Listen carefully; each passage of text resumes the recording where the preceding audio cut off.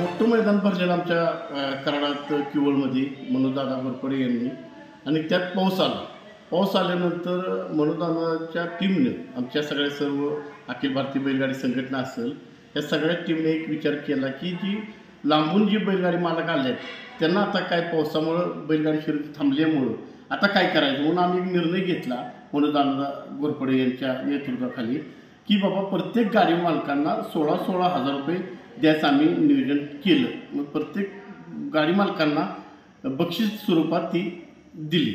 नाही असं पाऊस जर आलं तर मग प्रवेश फी फक्त तुमची 1,000 रुपये असते तेवढीच देते ती, बाकीचं बक्षीस असं 16,000 20,000 देत नाही. मग ही मनोजदादा घोरपडे यांनी किवळच्या मैदानात प्रत्येक गाडीवानांना 16,000 रुपये दिली आणि बक्षीस स्वरूपातच प्रत्येक गाडी मालकांना दिलं. त्याच्यामुळं मनोजदादांचं जेवढं कौतुक करावं तेवढं कमीच आहे आणि अशी मैदान होणं काळाची गरज आहे.